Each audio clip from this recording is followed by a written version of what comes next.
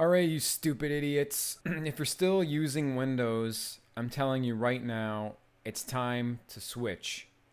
The time has finally arrived. It's been years and years and decades in the making.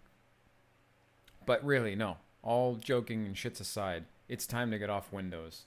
I've been using Windows for the past 20 years, probably more. And it's something that, in the beginning, when you're younger, you kind of use what's available to you, and you don't really think too much about it. So like I started messing around with computers when I was really young, really young. So at that time, we had a Commodore 64 and an Amiga and all this, and it didn't really matter because as a kid you don't really care. You just want to sort of use it. And then into my working years, career-wise, yeah, it was pretty much all Windows-based operating systems, Windows-based servers. Yeah, there was some Linux here and there, but not too much for the companies I was working with. I've always sort of had a personal interest in Linux, so I would run it at home from time to time, but I never was able to. I would install Linux like Ubuntu or Mint back in the day, or SUSE or back in the day or whatever, and I was never able to retain it because at some point there was something I couldn't do, or it was just just too unstable for me to continue to run it as my daily driver. Well, it is 2018, and this is like the first time, the real first time that I can 100% say I have switched to a Linux distribution that I have not looked back. It's been able to do everything that I've wanted it to do. It's extremely stable. It has a great package manager, and it's my daily driver, and I've been using it for over 4 months now. 4 months. This is a record for me. 4 months of no Windows. Now, when I say no Windows, I do still have Windows running on a physical machine that I have connected up using TeamViewer or RDP to connect to, just in case, but I have not needed it for anything as of yet. What's the last thing I used for? Like I don't game. I'm not a gamer. I'm not into gaming. Anyways, yeah, so let's look at Antergos. Now, Antergos is the distribution that I'm talking about. It's an Arch-based distribution that was spun off, and I haven't used the vanilla Arch based distribution. I jumped straight onto Antergos just because I was researching some stuff on the internet and found that a lot of people that were using Arch liked this distribution. And yes, this distribution kicks ass. I love it. What are some of the features? Yeah, it's a typical Linux install. You tell it, what you want to do with your disk. It partitions it, installs it. It's gonna ask you, do you want to install some extras like OpenOffice or some third-party apps that you may or may not want, and then it installs, and you're presented with just a pretty clean basic desktop. You can choose your desktop environment, whether you want GNOME or KDE or XFCE or whatever. I chose GNOME just because I don't know why. Like I said, I mainly use my computer for productivity, for work. So fancy schmancy stuff is great, but I don't want it for work. I want something that's going to be reliable, so I didn't really add too much else to it besides GNOME and OpenOffice. So you can see here that it includes a lot of stuff like I think Chromium gets installed by default, or I can't remember if you choose it as an option, but Chromium gets installed. So right out of the box, you have a web browser, you have OpenOffice if you want, and you have some other things.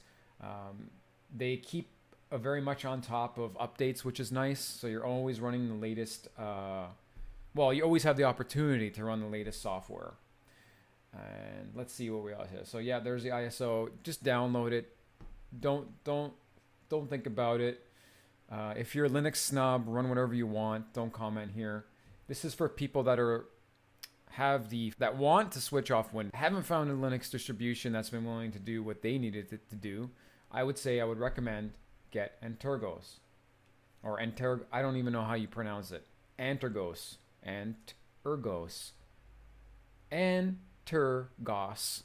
However you want to pronounce it, it doesn't matter. What else do we have here that we can talk about? I'll run through the applications that I've been able to install that have helped. So this is basically a text document that I was keeping so that if I ever needed to reinstall Arch, I would know exactly what I installed to get my workflow going. So TeamViewer is really important to me because we do a lot of remote support, a lot of remote management, administration. So TeamViewer definitely is working. I'll just put a note here because I'm using TeamViewer 11. It does install with Wine, but it does so automatically in the add software repository, which I'll show you in a bit. Anyway, so TeamViewer 11 is working. It's running through Wine. If I was running version 12 or 13, I think there's a native Linux app now from TeamViewer. So just because 11 wasn't native Linux, I believe, so that runs off Wine, but it runs fine, no problem. Firefox, of course, is working. Chromium is working. Now I need NetExtender VPN in order to connect to some of the sites that we support. So that is a native app, and that runs perfectly fine. I use Password Safe for all my password management. That's a native app. That's working fine. OpenOffice, that works fine. I can open up Word docs, Excel docs, whatever. OBS is working. I'm actually recording this through OBS right now. Now you want a Lightroom alternative. There's a software called Darktable. Now for these quote creative apps, I mean, if you're in the industry and you've been doing it for 10 years and you want to use Photoshop, of course, by all means, probably Photoshop is better for you. But for people like me that do general touching up, I'm not a professional photographer or anything like that, Darktable is more than enough. More than enough. So check that out. These are all free programs, by the way. Wine's obviously working. So I do have WinSCP that's installed. That runs with Wine, but actually I don't even really use WinSCP anymore.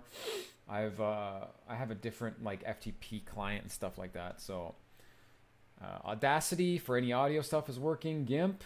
So in my opinion, I prefer GIMP over Photoshop for a bunch of reasons. But again, I'm not a professional. If you've been using Photoshop for a billion years and you love it, you should probably continue to use it.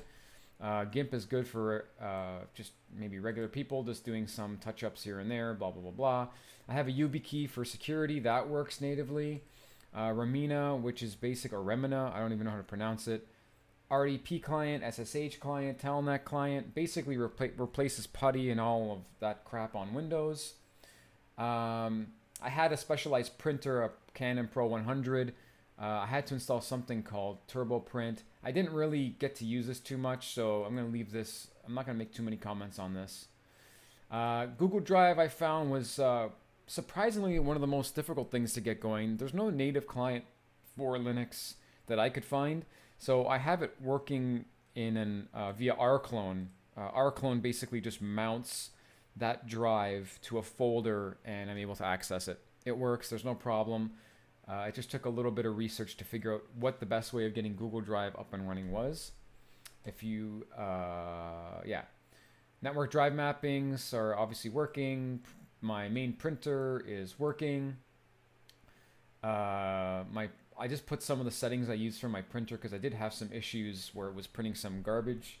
So that's the connection and the driver that I'm using. VLC. Oh, I think this is like so I can be able to pull content over the network or something. Anyways, a couple of other programs I'm going to add to this are Kendive. Oh, Kden Live. Sorry, Kendive. Kden Live. This is basically a video editor.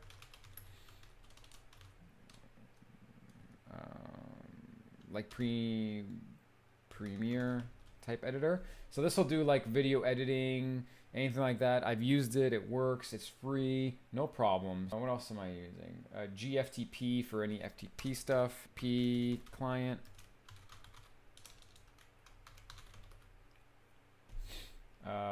There's a native screenshot app.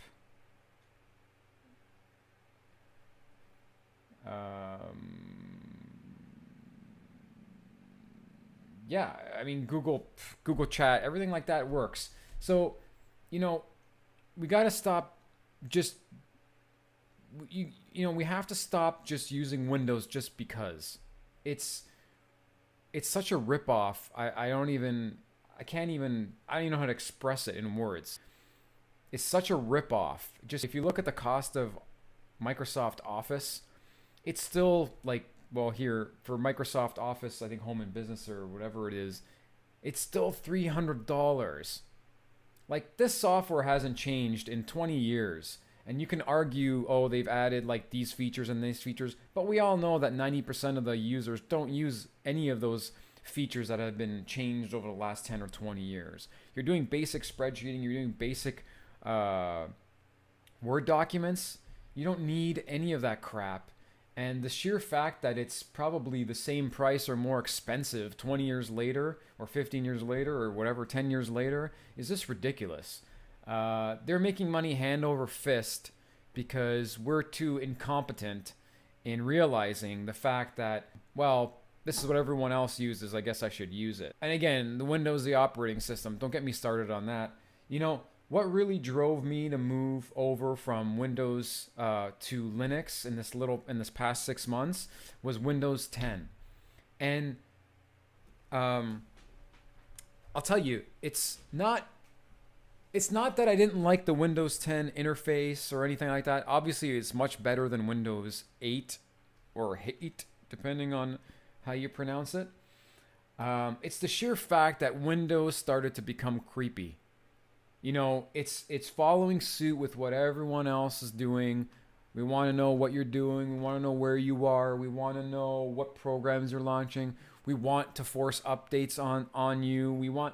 And really, to be honest with you, I didn't feel that in any other versions of Windows, especially, you know, some of my favorites, XP, Service Pack 2, or was it SP3? No, SP2, I think. XP, SP2, you know, great.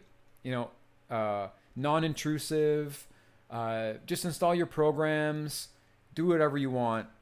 Not any of this, you know, we want to know everything about you. We want to force things on you. We want to do secure boot on your ass. Look, think about it. If you have any brains at all, you think about it, and you realize that you really only have in the retail or in the consumer space, you have two options. You're either buying a Mac or you're buying a PC. Don't argue with me. You're gonna buy some whatever with no operating system. Okay, I'm talking about regular people. Okay, regular people. Are you a regular person? If you're running Linux, you're probably not a regular IT person or not a regular user. Okay. You need to realize and you need to tell other people that just don't accept Windows as the default. Now, of course, you're going to end up paying for that operating system if you buy OEM regardless, and that's another headache I don't even want to get into because there's so much wrong with that's unbelievable as well. Just look, all of this, okay? Someone's massaging me.